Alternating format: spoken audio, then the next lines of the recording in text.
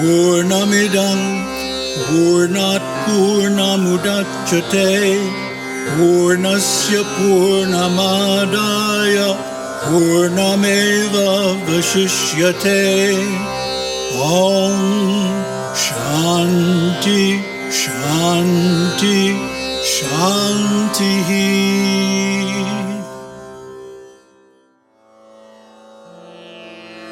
Om Sava Esha Devata Durnam Durang Hyasya Mrityur Durang Hava Asman Mrityur Bhavati Ya Evang Veda.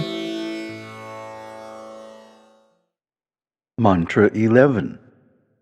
This deity, after taking away death, the evil of these gods, next carried them beyond death.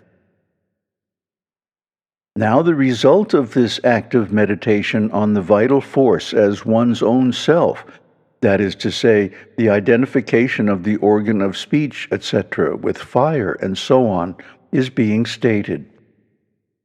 This deity next carried them beyond death, because death, or the evil that limits one to the body, is removed by the identification with the vital force.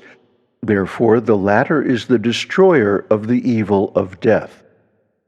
Hence, that vital force carried these gods, that of speech and the rest, beyond death, the evil which is being discussed, and made them realize their respective unlimited divine forms as fire and so on. Om Savai Vachameva Pratamamatyavahat Sayadam Mrityumatyamuchyata Sognirabhavat Soyamagni Parena Mrityumatikranto Dipyate. Mantra 12. It carried the organ of speech, the foremost one, first. When the organ of speech got rid of death, it became fire. That fire, having transcended death, shines beyond its reach. It, the vital force, carried the organ of speech, the foremost one, first.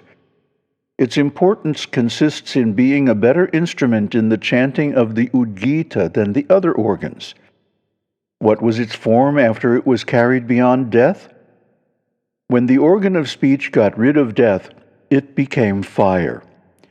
Formerly also it was fire, and being dissociated from death, it became fire itself, with only this difference: that fire, having transcended death, shines beyond its reach.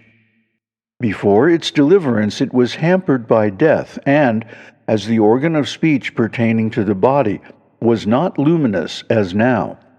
But now, being freed from death, it shines beyond its reach. Mantra 13.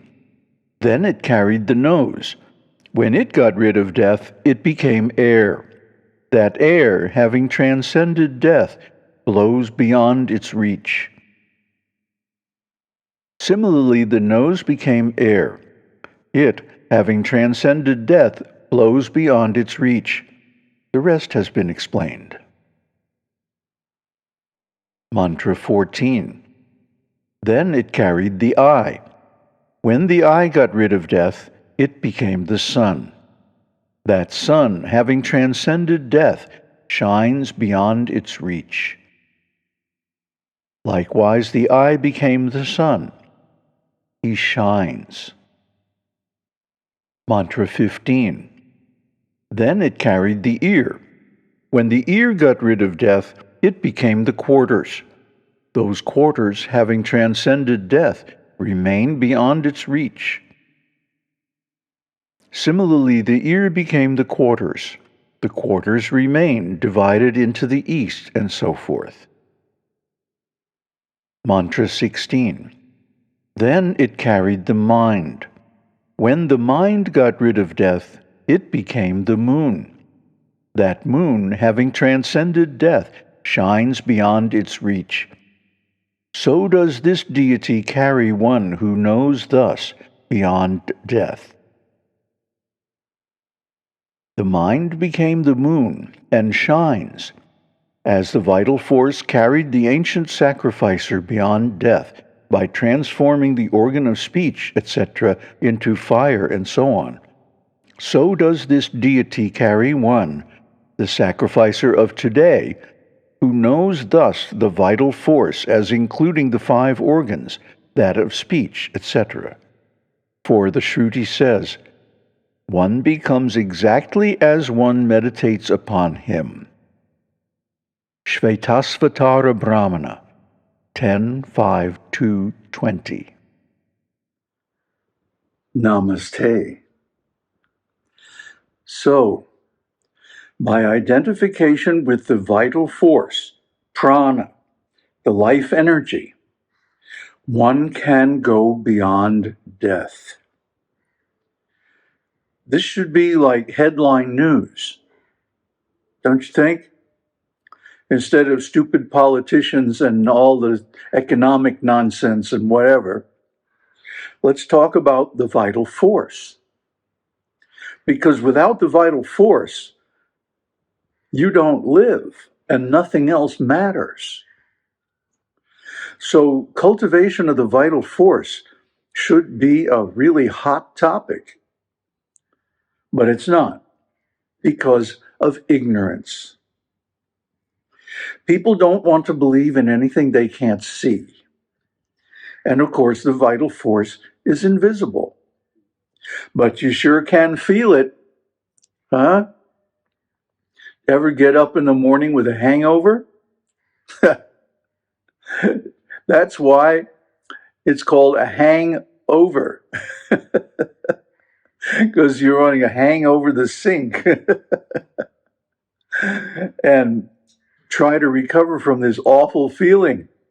And what is it? Disturbance of the vital force by alcohol poisoning. And then your kidneys and liver have to struggle to get rid of it. That's why it feels so bad. So in the opposite way, we can cultivate the vital force to make us feel fantastic. I feel fantastic, and I'm 77 years old. Beyond that, one who cultivates this vital force to the extent of identifying with it becomes immortal within the existence of the universe, which is hundreds of billions of years. So with these benefits, it's surprising that people don't cultivate the vital force. Instead, they poison it by overeating animal foods and, all kinds of nasty stuff that they do, intoxication, whatever. So the vital force should be cultivated. How? By awareness of the breath. Anapanasati, the Pali word coined by the Buddha, means exactly that.